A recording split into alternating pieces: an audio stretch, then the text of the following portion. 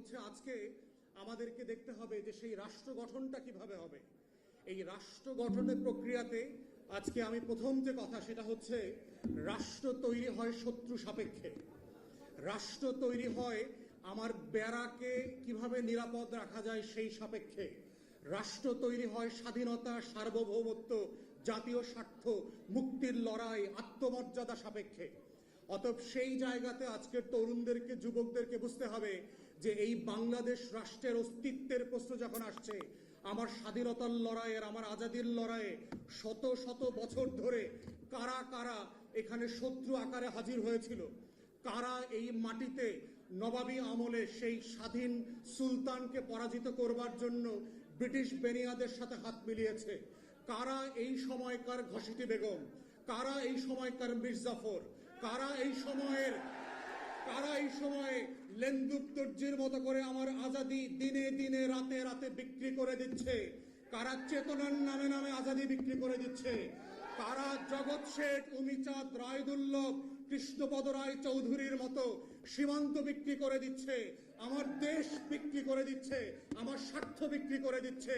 তারা রাজনৈতিক দলের মধ্য থেকে আছে, তারা আমলাতন্ত্রের মধ্যে আছে, তারা সশস্ত্র বাহিনীর মধ্যে আছে, তারা আমার প্রত্যেকটা রাষ্ট্রের পরতে পরতে এই লেন্দুক দর্জি আর মির্জাফরদেরকে চেনা হচ্ছে আর গত বছরের গণ অভ্যুত্থানকে বাঁচিয়ে রাখার প্রধানতম শর্ত। অতএব বাংলাদেশের এই সহযোদ্ধা তরুণ এবং যুবকদেরকে বুঝতে হবে এই রাষ্ট্রটাকে যদি পুনর্গঠন করতে হয়, তরুণদের, যুবকদের স্বপ্ন বাস্তবায়নের রাষ্ট্র করতে হয়, সেই ঘাপটি মারা লেন্দুক দর্জি আর মির্জাফরদেরকে এক্সপোজ করা হচ্ছে আজকের যুব সম্মেলনের প্রধানতম ইস্তেহার হওয়া উচিত বলে আমি মনে করি।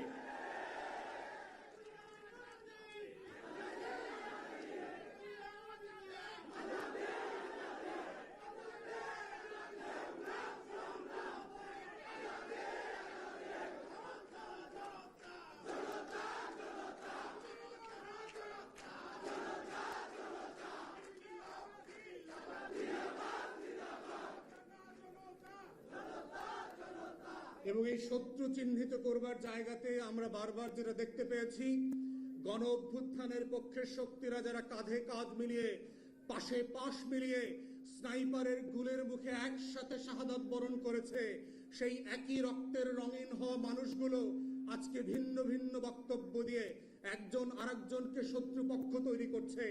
এইটা যদি আমরা বন্ধ না করি, গণ অভ্যুত্থানের পক্ষের শক্তিগুলোর ভিতরে যেভাবে ফাটল ধরানোর চেষ্টা করা হচ্ছে, গণ অভ্যুত্থানের পক্ষের শক্তিগুলোকে একজনকে আরেকজনের পক্ষের বিপক্ষের খলনায়ক বানানোর চেষ্টা করা হচ্ছে, নতুন করে বয়ান তৈরি করবার চেষ্টা করা হচ্ছে, দিল্লির গোলামরাই তৈরি করছে ও আসলে দিল্লির। তাই আমাদেরকে সাবধান হতে হবে, বন্ধু বেশে কারা কারা আজকে দিল্লির গোলাম বানানোর জন্য আমার আজাদির লড়াইকে, আমার করে দেওয়ার জন্য দিন রাত চেষ্টা করছে। সেই দিল্লির গোলামদেরকে এক্সপোজ করা, সে রাজনৈতিক দলের নেতা হোক, সে আমলাতন্ত্রের মধ্যে হোক, সশস্ত্র বাহিনীতে হোক, গোয়েন্দা সংস্থানে হোক, এই যে নতুন বয়ানের রাজনীতি তৈরি হচ্ছে, যেই রাজনীতির মধ্য দিয়ে গণ অভ্যুত্থানের নায়কদেরকে আজকে খলনায়ক বানানো হচ্ছে, যেন বাংলাদেশ সব লুটপাট করে খেয়ে ফেলছে সমন্বয়করা। এই যে নতুন বয়ান, এই শত্রু তৈরির বয়ান হচ্ছে বাংলাদেশকে আবার আজাদি বিক্রি করে দিয়ে দিল্লির হাতে তুলে দেওয়ার বয়ান। এই বয়ান হচ্ছে এজেন্ডা সেটিং করে 111-এর মতো করে মসনদ পরিবর্তন করবার যেই রাজনীতি, এই রাজনীতি থেকেও আমার তরুণ এবং যুবকদেরকে সাবধান হতে হবে। আমাদের কথায়, আমাদের আচরণে, আমাদের কর্মকাণ্ডের মধ্যে গণ অভ্যুত্থানের পক্ষের শক্তিদের মধ্যে কোনোভাবে যেন ফাটল তৈরি না হয়। আমরা সবাই রাজনৈতিক প্রতিপক্ষ, কিন্তু রাষ্ট্র সাপেক্ষে, দিল্লি সাপেক্ষে, আওয়ামী লীগ সাপেক্ষে আমরা সবাই গণ অভ্যুত্থানের কাতারের সহযোদ্ধা। এই লড়াইতে বিএনপিও লড়াই করেছে, এই লড়াইতে এনসিপিও লড়াই করেছে, এবি পার্টিও করেছে, জামাত শিবিরও করেছে, চরমোনাইও করেছে। তারা কেউ গণ অভ্যুত্থানের শত্রু না।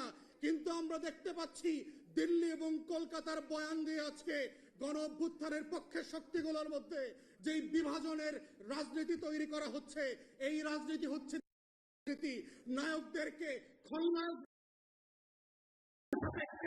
বাংলাদেশের স্বার্থ বিক্রির রাজনীতি। অতএব সেই রাজনীতির ব্যাপারে প্রত্যেকটা রাজনৈতিক দল এবং নেতাকে সজাগ সচেতন যেমন থাকতে হবে, তেমনি ভিজিলেন্ট থাকতে হবে। এই গণ অভ্যুত্থানের আপনারা যারা সম্মুখ সারির সহযোদ্ধা ছিলেন, পাশে পাশে বসে, প্রান্তে প্রান্তে বসে যারা লড়াই করেছেন, আবু সাইদ মুগ্ধের মতো যারা এখনো আবাবিলের মতো বুক চেতিয়ে বসে আছেন, লাল সবুজের পতাকার দিকে চুপটি মেরে যে তাকাবে শকুনের মতো, ওই শকুন চুপটি মেরে চোখ সহ তুলে দেওয়া হবে। সার্বভৌমত্বের প্রশ্নে, স্বাধীনতার প্রশ্নে, আজাদির প্রশ্নে কোনো কম্প্রোমাইজ হবে না। এটাই হচ্ছে আগামী দিনের নতুন বাংলাদেশের একমাত্র বয়ান। এবং সেই বয়ানের নেতৃত্বে এনসিপি থেকে শুরু করে জাতীয় যুব শক্তি নেতৃত্ব দেবে। আমরা সে একসাথে কাঁধে কাঁধ মিলিয়ে বাংলাদেশ দুই গড়বার রাজনীতি করব, রাষ্ট্র বিনির্মাণ করব, জাতি বিনির্মাণ করব, সে আশাবাদ ব্যক্ত করে আমার বক্তব্য এখানেই শেষ করছি।